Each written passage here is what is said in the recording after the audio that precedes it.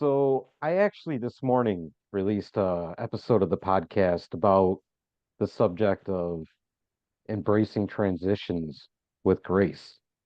And I think that now getting to have this conversation with you is going to be very fitting because getting that clinical aspect to the one inevitable aspect of life, I think is going to be very helpful for a lot of people. I agree. So I'm Anna Hindell. I'm a Gestalt psychotherapist, Iyengar yoga teacher. I'm in New York City and I have a private practice. And I would say everyone who I see, whether it comes to me in some kind of transition, there's something either changing that feels uncomfortable or they're moving towards something, moving away from something. And um, I often hear from people, oh, I'm just not good with change. And I think that it's such a human quality that helps us feel grounded by kind of staying in something familiar. But often we get thrown into things that are transitions, whether we choose them or not. And sometimes, even if we do choose them, it can be really challenging. So, um, I think some of the most important ways to start exploring transition is to ask yourself, what do I need? Like, what do I need in this present moment um, to take the next step? What do I need to take a bigger step? That is because it's sometimes getting the ball rolling with how to just move forward with something that especially when you feel like the rug's been pulled. So does that resonate as like a first step for, okay, how do I just start to digest the idea that I'm something's different? I think that last line that you used, having the rug pulled out from underneath you, actually really resonates with a couple of massive life-changing moments in my life where it wasn't just you didn't have the option to sit there and let the world go by and spin around you because if you did that, you were going to be left behind. And so you have to actually stand up and find that courage inside to face the difficulties of those challenges. I think for me, looking back at those moments was not only somehow I found inspiration to start writing the new pages of the new chapters, but also I found something special and unique within myself that I never would have seen before. Hmm. That's really interesting. And I'm curious about your experience of finding your own courage, because that word can mean many different things to different people. Some people feel like they don't have courage, and courage can look like really different things to different people. Well, I think to go all the way back, maybe it was courage in a different context than the way that I'm facing it now, because this whole project came about after a suicide attempt and being homeless and facing my second divorce, and life felt like it was over. It was just, I was waiting for it to end. And then I heard some quotes from Marcus Aurelius, and that got me into talk therapy, introduced me to meditation, and brought out these different layers within myself that I never knew were there because I had never really been tested that way. And then, to think about the most recent one, we had this scheduled for about a month ago, and I had to cancel because I was sick. And to come to find out, I think the day after, laying on that, in the emergency room, and they were like, "Hey, you got this situation going on where at the moment it could potentially be fatal." And they brought me through it, and to realize, now here I am diabetic, and my biggest phobia in life has always been needles. So now I'm playing with those all day long. And to have to reach inside and realize that, again, the other option is to just give up on life. But because I had this lust for life that I built through the past couple of years through addressing certain things, I knew that I wasn't going to let that be the end of it. And well, lo and behold, as I got healthier and got out of the hospital, I've really invested in putting the effort into finding that courage to overcome that phobia, as well as make the necessary changes within my daily life to thrive. Wow. So in this past month, you've really had an entire life change that has Exactly. included um needing to get over and work with one of your biggest phobias. So what did when we go back to one of the biggest things in Gestalt therapy is to go, what is my need? You know, and for you, what was your first need when you heard this news, you're on the stretcher, you have to deal with needles and all these things that have terrified you. Um, and you got yourself on your feet again. And I think it comes back to laying there and then being like, this is a very serious situation and just seeing the reality of it and then ending up in, the ICU unit for a couple of days really made me think about where I was in life. And that need was to be present, to be here, to continue my journey. There was no other option, really. And when it comes to just having to set things down and like distill that fear out of a situation, it's when the doctor looks at you and says, "Hey, this is your choice. Either you embrace poking yourself and, being dependent on insulin and things like that, or it's not going to last much longer." And when you get those kind of decisions, and we all end up facing those kind of moments, it's you just pick it up and you realize, man, my heart's still beating. I still want to celebrate being alive. So all that other stuff is just stories that I'm telling myself because, the poking yourself to check your sugar, the injections, it only lasts a couple of seconds. As I found out, you really don't even have to look at the needles very much.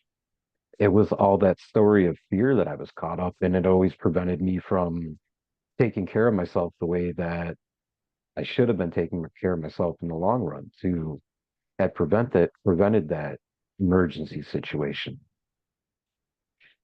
Yeah, the word fear really struck me as you were speaking because I think that that is one of the biggest feelings that gets evoked with transition, right? It's like life as I know it, as I have known it, is over, and now I have this new thing. And that can evoke so much fear or anger or any of the emotions along the spectrum um, initially. And then, giving that some time, it sounds like, my God, in 1 month, look at you've already found a way. Okay, I don't have to look at the needles so much. I don't have to it's like, okay. And you found the only way to go is to take one step at a time and be present, right? Absolutely. And that's really the heart of Gestalt therapy. The way that I work with people is like your past matters, and you've had quite a past and a bunch of different stories, but it really shows up in the present moment.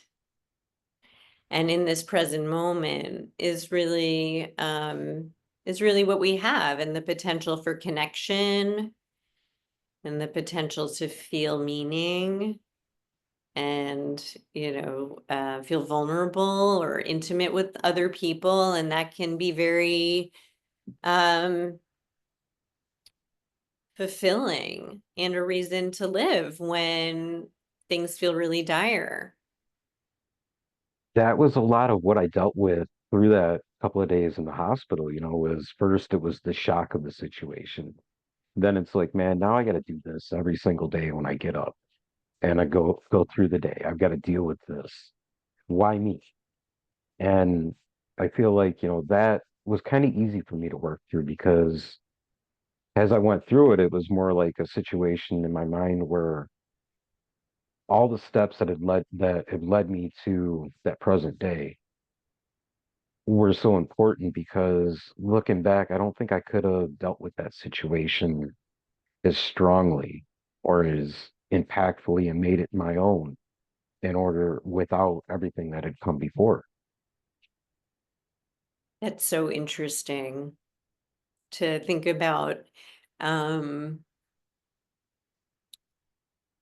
Remembering that you've been through so many difficult things in your life that can, like, oh, I've been in this place before. And I've told myself that when I've gone through my own challenges of like, um, almost like when I can go into a panic of like, this is never going to end and I'm so uncomfortable. And it's like, okay, wait a second. I've been here before. It does end, can take one step at a time. And maybe it means connecting with another person. Maybe it means connecting with myself. And as you were also speaking, it makes me think about the word grief and how there can be such a grief process with transition. I think about something like divorce or losing a job or getting a medical diagnosis. It's like, oh, wow, you had your denial, your shock, and then it slowly starts to be like, okay, the slow acceptance of the change and the transition. That's where a lot of the mindfulness really, I feel like, powered me through that because obviously, as I started to get better, I started being able to move around and do things more. So nothing better to do while you're sitting in a hospital than sit and meditate, right? And by doing that, it gave me time to center, to come to grips with it. And you talked about the word grief. I feel like that's a place where we don't spend enough time. We all look at it with the word grief, we tag the thought of physically losing somebody. We don't think about all the other aspects of it. And because it has that final feel to it, we run away from it instead of embracing it and seeing how we can actually learn from that situation. Or maybe there's some questions or things that we can uncover and explore. And at the end of that whole process, that's where I found myself coming home and there's this whole breath of fresh air, like this whole new life that was just waiting for me because I grieved for it. I went through the process while I was sitting there recovering and coming home. It was not only great, gratitude that I was home and I could be with the people that I love and care about, but it was also this fresh thing, this feeling of adventure. Because let's face it, when we actually put our boots in the ground in that new world that we're in, it's still just as hard, right? So if we don't look at that and find that fun side to it, Hmm. then it doesn't the changes don't last as long when we make the steps to go forward. That's a good point in terms of like if you do push grief away, or I would say if you push, often I say to people, repression leads to depression. And, it's so important to be able to have access to your feelings, whether that is through mindfulness. Like I one of the main things about Gestalt psychotherapy is that the body is really the house of the emotion. And then the body affects the mind and our thoughts. And then our thoughts affect our bodies. So there's like this conversation all the time. So sometimes it's really useful to have that loving person with you during that grief process. And sometimes it's just that relationship with yourself to feel your feelings, accept them, breathe through them. You mentioned, I mean, that is a form of mindfulness, of just knowing and feeling your own experience in the world. Ultimately, though, I feel it leads to that sense of reassurance within, because you're actually doing work internally instead of looking for somebody to just build a soft foundation for you to stand on, which eventually could be pulled out from under you. It's doing that work internally through the mindfulness, through exploration and adventure, even that you build that solid ground to stand on, really. Yeah. And are you having that experience of your ground being different than from before your diagnosis?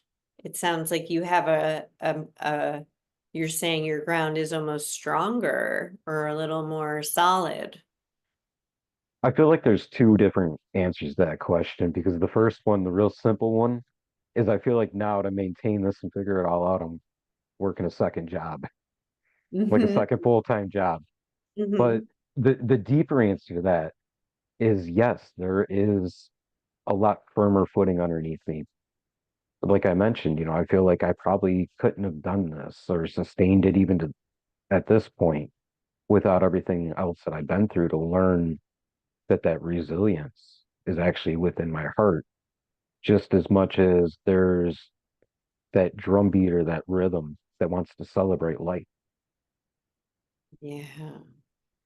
And that can get lost sometimes when we go through transition, the drumbeat of celebrating life and like finding your own ground to stand on. And one thing that I was just thinking about, because I have a couple of clients um with some major transitions going on in their life, whether that's losing their job or divorce. And it's like transition is not linear. It can be, oh, wow, I feel this ground today. Oh, God, the next day, I don't know where I'm going. I don't know where I am. And then you just keep going and then you find the ground again. And it's like, I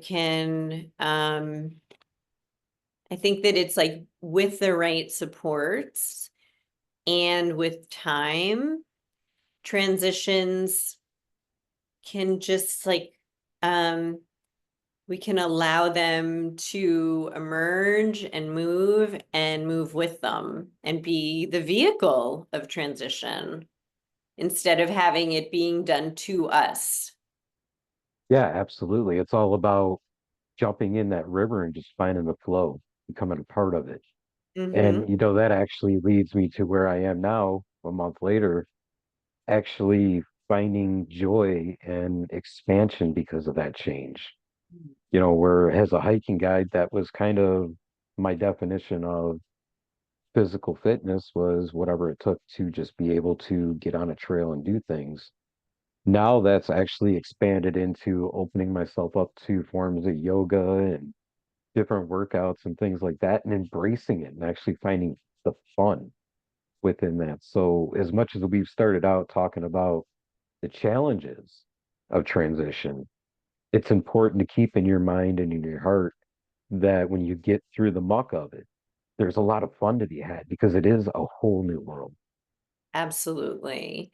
And I think that's what I mean when that's also a part of things not being so linear. Like you can be in the depths of grief and then be like, "Oh my God, this world just opened up," or I got a look from someone across the room when I thought I was invisible or just a wallflower or um and I think these little seeds that can get planted by getting in touch with like what you need more of and going after it can start to bring that joy and can start to bring the fun of life. And that is about mindfulness because that is about knowing yourself and knowing what kind of what rocks your world, what you really enjoy. right? It's about acknowledging that circle that's within you, because all these factors that we're talking about, as much as they do change the world around you, they never take away that power of decision. They never take away the autonomy. And ultimately, in order to keep that, you got to look at your perspective. You got to think about how you're viewing things, I think. Yeah. And I guess it really depends on the type of transition, whether something is whether we welcome it or we grip and tighten. And, I'm like clenching my fist right now as I say that about like, oh God, this feels scary because transition can feel really scary and vulnerable. But oftentimes, you were a hiking guide. I don't know if are you still a hiking guide? It's Oh, like, absolutely. yeah, getting out into nature, taking one step and then the other. And finding the joy in that and finding the exploration in that because you never really know where you're going to end up, or even if you've taken the same hike how many times, you're going to always see something new. Yeah, because no matter where you're at, you can never step in the same river twice. There's always something different. And, think way back along the journey, that was where all of this really took hold, was getting out into nature, feeling that support, because disconnect was always a huge theme in my life, depression, anxiety, all that stuff. And when you get out and you see the patterns that naturally happen in nature, you listen to the songs from the birds and all those sort of things, you actually pick up on little nuances that start to change that vocabulary that's going on in your head. Yeah, that's like such a challenge for us New Yorkers. And it's interesting because I live near three parks. And I don't get to them quite enough. In a park in New York City is, we have Central Park and we've got they're beautiful, but it's not the nature out west. Um, but there is such a sense of renewal and freshness that I find, and I think most people find when they are in nature. It's impossible, I found, and I actually share a lot in my classes, to walk outside your door and not find that connection because something is supporting your feet. And when you look down and you see that, you realize that a lot of these things that we carry, they beat us down and they become our voice because we're just afraid to put them down. We don't know where to go, but to go sit down outside and actually think about and visualize those things coming out of your invisible backpack, because there's that connection. You can almost kind of build like roots into the ground and just feel that stuff disappear. Is such a powerful and transformative feeling. Actually, that was another key point that got a lot of this stuff on the road that it goes. I went to a place, actually, the background there, the Indian Mound Park down in Ohio. And what it is an old Hopewell burial mound. And to go sit up there and meditate, and I actually felt that and had that experience. I actually wrote a number of pieces about that whole event. And coming back down off the top of that mound, it was so lightning, so formative and changing, because all those things that I still carried from every transition in my life, whether I wanted to acknowledge them on the way up or not, they were kind of pulled out of me and I was able to just leave them there. Hmm. Wow, that sounds really powerful.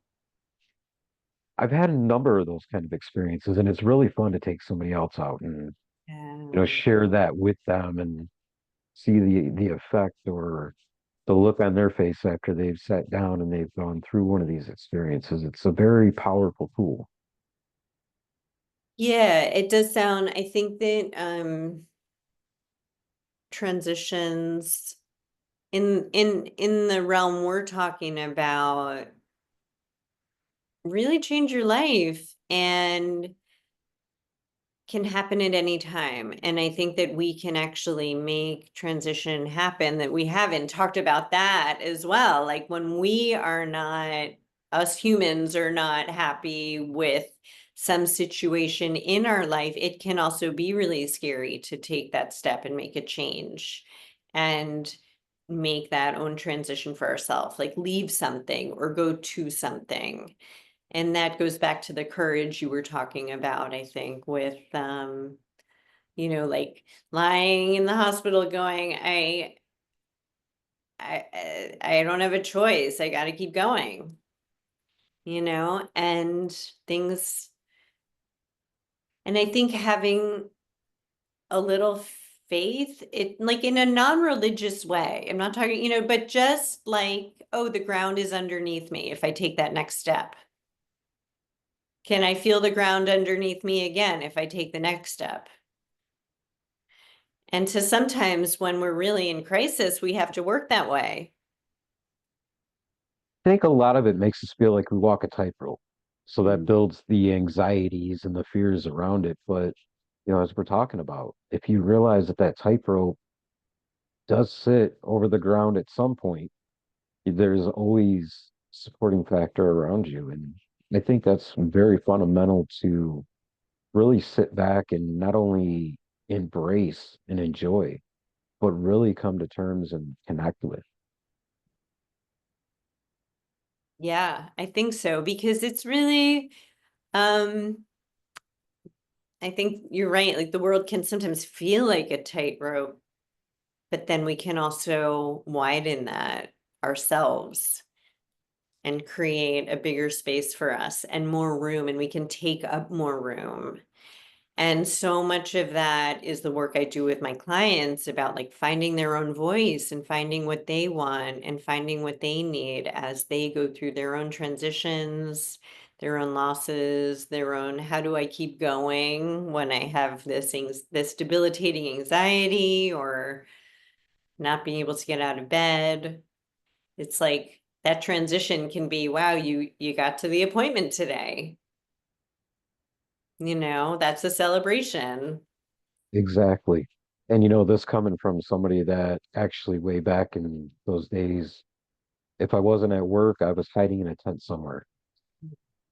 So to be where I'm at now, actually able to conversate and do these things, it's important to give yourself grace wherever you're at and realize that all these things you're coming through and that you've gone through, they're giving you that strength, as we talked about earlier.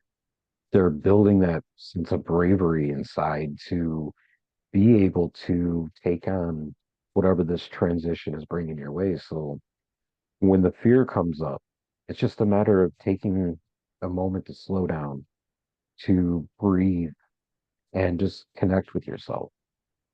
Mm. Yes, I think that that is true. And I think sometimes we do need another person to connect with if we are in a place of pain or fear.